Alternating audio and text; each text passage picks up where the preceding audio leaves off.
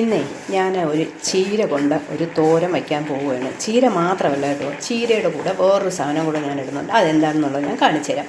അതിന് മുമ്പായിട്ട് ഈ ചീര 4 മൂട് ചീര ഞാൻ സ്വന്തമായിട്ട് കൃഷി ചെയ്ത് ഇഷ്ടംപോലെ ഞാൻ കൃഷി ചെയ്തിട്ടിട്ടുണ്ട്. അതിൽ നിന്ന് വെറും 4 മൂടേ എടുത്തിട്ടുള്ളൂ.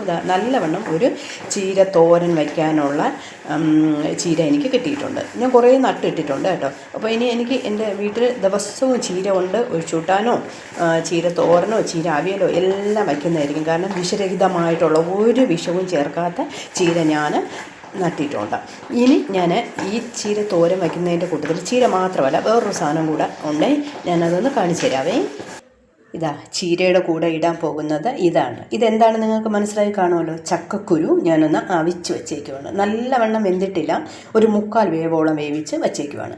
ഇനി ഇതിനെ തോരത്തിന് 4ആയിട്ട് കീറി അരിഞ്ഞിട്ട് ഇതും ചീരയും കൂടെ ഇട്ടിട്ടാണ് ഞാനിന്ന് തോരൻ വയ്ക്കുന്നത്. അപ്പം നിങ്ങളെല്ലാവരും ചീര വയ്ക്കുമ്പോൾ കുറച്ച് ചക്കക്കുരുവും കൂടെ ഇട്ടൊന്ന് വച്ച് നോക്കണം കേട്ടോ. എന്താ ഒരു ടേസ്റ്റ് ആയിരിക്കും എന്നറിയാമോ. പണ്ട് കാലത്തൊക്കെ ഇതൊക്കെ ആയിരുന്നു നമ്മുടെ അടിപൊളി കറികൾ. പക്ഷേ ഇതെല്ലാം ഇപ്പോൾ അങ്ങ് മറന്നുപോയി, കുട്ടികൾക്ക് പോലും ഇത് അറിയത്തില്ല. എന്നാലും ഞാനിന്ന് ഇങ്ങനെയാണ് വയ്ക്കാൻ പോകുന്നത്. ഓക്കെ, ഞാൻ ഇതൊന്ന് കീറി ചീരയും അരിഞ്ഞ് ഇതും ഒന്ന് ചക്കക്കുരുവും ഒന്ന് അരിഞ്ഞെടുത്തിട്ട് വരാവേ. ചീര നല്ലവണ്ണം അരിഞ്ഞു വെച്ചിട്ടുണ്ട്. അതുപോലെ തന്നെ ചക്കക്കുരുവും ഇങ്ങനെ നീളത്തിന് അരിഞ്ഞു വെച്ചിട്ടുണ്ട്. ഇനി ആദ്യം ഞാൻ ചീര ഒന്ന് കടുക് വറുത്തിട്ട് ഞാനൊന്ന് ചീര ഒന്ന് ചീനിച്ചട്ടിയിലോട്ട് ഇടട്ടെ. കടുക് വറുത്തിട്ടുണ്ട്. ഈ ചീര ഒന്ന് ഇതിലോട്ട് ഇടുകയാണ്.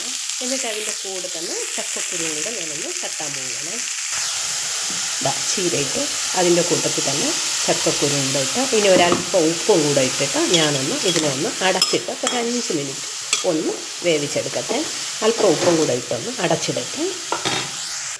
അത് വേകുന്ന സമയം നമുക്കൊരു കൂട്ടുണ്ടാക്കാം. അതിന് വേണ്ടിയിട്ട് കുറച്ച് തേങ്ങ തിരുകിയിട്ടുണ്ട്. അതിൻ്റെ കൂടെ മഞ്ഞ ഇടണ്ട, അല്പം മുളക് പൊടിയും കൂടെ ഇട്ടിട്ട് ഒരു കഷ്ണം വെളുത്തുള്ളി അല്പം ജീരകം കൂടെ ഇട്ട് ഒന്ന് അരച്ച് കൊണ്ടുവരട്ടെ.